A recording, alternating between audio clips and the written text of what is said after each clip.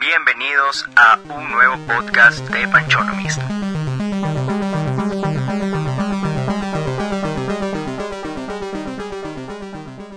¿Sabías que la economía y el marketing se correlacionan para valorar el mercado, estudiar las respuestas de los consumidores a los precios, estimar la demanda, competencia y crecimiento empresarial? Bienvenidos a un nuevo podcast del Club de Economía de Panchonomist de la Universidad San Francisco de Quito. Somos Emily Santillán. Y Milena Andrade. En este lanzamiento les traemos Mercadeo Económico Inteligente, un vistazo al mercado digital ecuatoriano. Con nuestro distinguido invitado que nos acompaña el día de hoy, él es Pablo Carrera, PhD en Administración, con una amplia experiencia en mercado laboral y apasionado de los negocios y la disrupción. Hablemos de los hechos entonces. ¿Qué es lo que hacemos en tiempos de crisis? Tenemos el instinto de pararlo todo. Parar inversiones, parar proyectos o esperar tiempos mejores. Y no solo en escenarios económicos, sino en la vida misma. Vender y crecer en tiempos de pandemia ha significado adaptarse a las preocupaciones de los clientes y a las limitaciones públicas y gubernamentales. En este contexto, las empresas y las organizaciones han llevado a cabo esfuerzos extraordinarios para no cerrar sus puertas como les tocó a muchas. Lo que nos lleva a nuestra primera pregunta. No hay que ser genios para entender que en la actualidad la habilidad de adaptarse a las nuevas tecnologías es una pieza fundamental para el crecimiento de cualquier empresa. Tampoco es complejo entender que la actividad empresarial es fundamental para la reactivación económica post-COVID. Entonces, la pregunta ya no es si hay que adaptarse, sino cómo lo están haciendo las empresas ecuatorianas. Te escuchamos, Pablo. Hola, Emi. Hola, Mile. Muchas gracias por la invitación.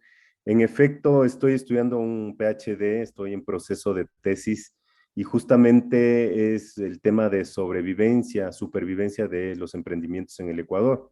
Y alrededor de tu pregunta, Emi, yo quiero decirte que sí, la tecnología es un recurso muy importante ahora mismo en la nueva economía. Estamos hablando que las empresas, las organizaciones que descuiden esta posibilidad, tienen una desventaja, puesto que esta te puede llevar a una mayor escalabilidad, incluso pueden hacer que tus procesos puedan ser mucho más rápidos, ¿sí? Pero yo les invito a pensar a que no veamos a la tecnología como el fin último, sino más bien es una herramienta que debemos utilizar dentro de las empresas o los emprendimientos para que justamente poder llegar y solucionar problemas a los clientes, al mercado y sobre todo que podamos ser mucho más eficiente a la organización. Ahora, yo les invito a pensar un paso más atrás, es decir, pensar justamente un modelo de negocio donde sí se incluya las tecnologías, ¿sí? De la cuarta revolución industrial, todas estas tecnologías emergentes, para cambiar el chip, cambiar la mentalidad de la forma de hacer negocios.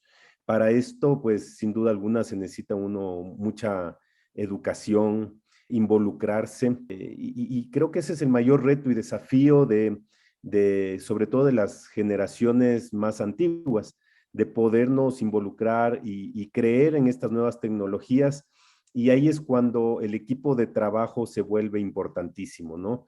Personas que tengan experiencia, que tengan bagaje, que sepan de estrategia empresarial, que sepan que hay nuevos canales de comunicación y de entrega tecnológicos, pero que también puedan atender los canales de comunicación y entrega tradicionales. El mundo ha cambiado, sí, pero eso no quiere decir que algunas cosas del pasado se han eliminado. Entonces, esto te exige a tener un modelo de negocio mucho más versátil, mucho más flexible, mucho más moderno.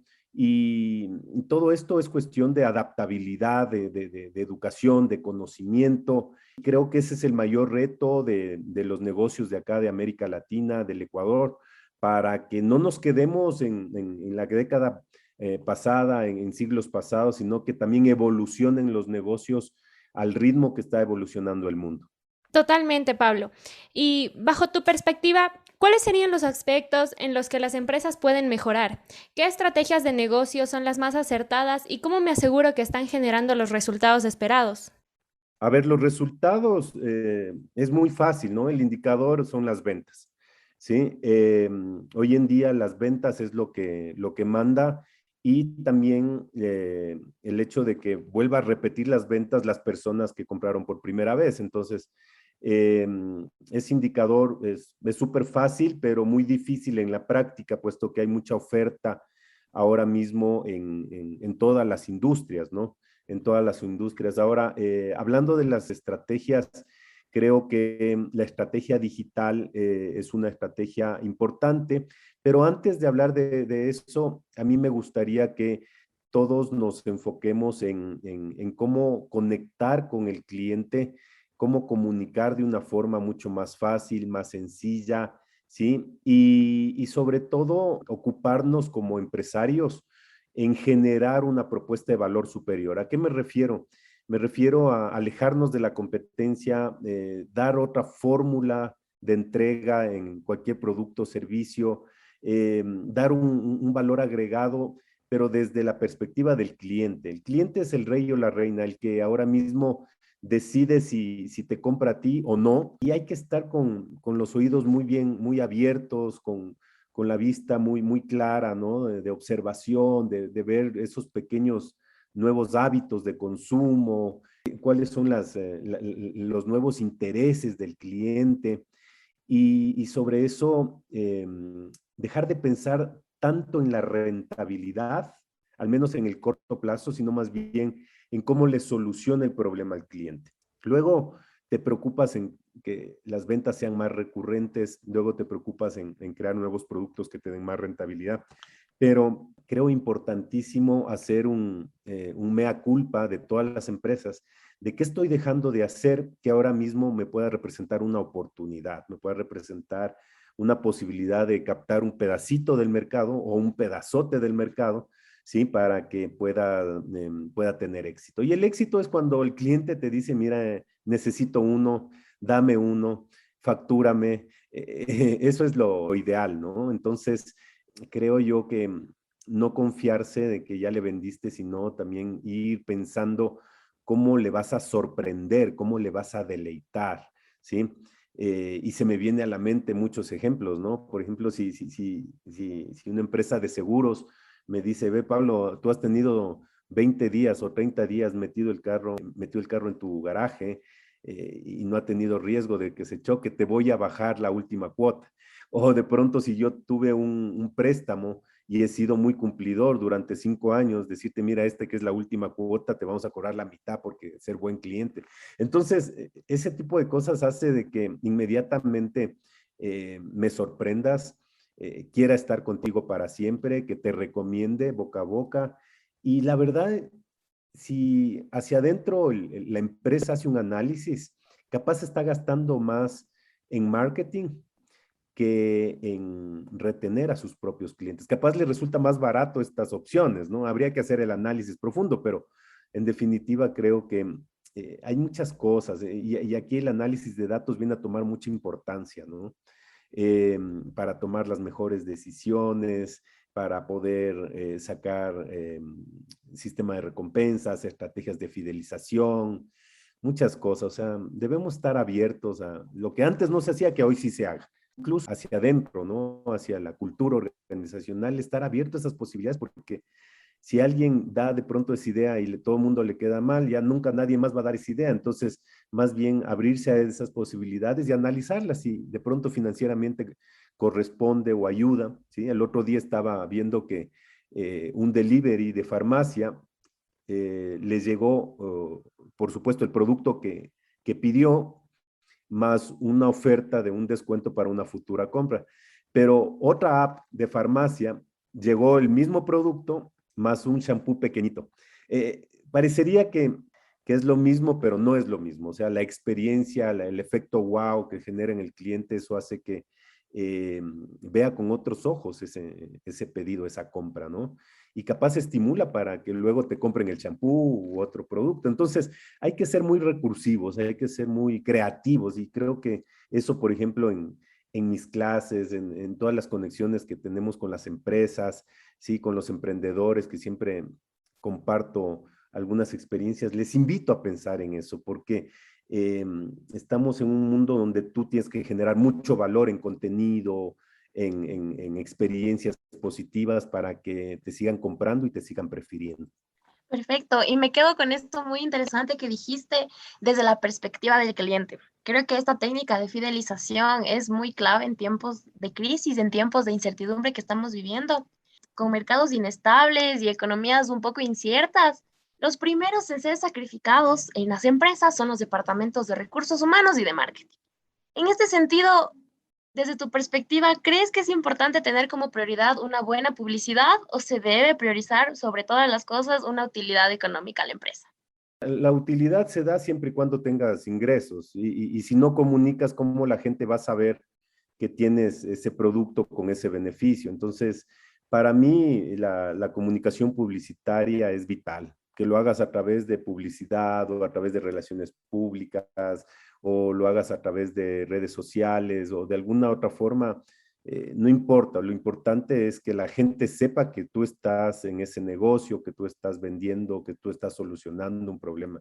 Hay gente que hay empresas que por dejar de invertir, porque yo sí le veo como una inversión, ¿sí? Terminan administrando pobrezas, ¿no? Entonces, en esto sí hay que pensar en grande, por supuesto, cuidando el último centavo, ¿no? El retorno, ¿no? Y aquí, gracias a las redes sociales, hay un montón de opciones como para hacer colaboraciones, hacer cosas muy creativas que de pronto no te cuesten mucho, que no tengas que pagar al gran influencer o al gran Instagramer, ¿no es cierto?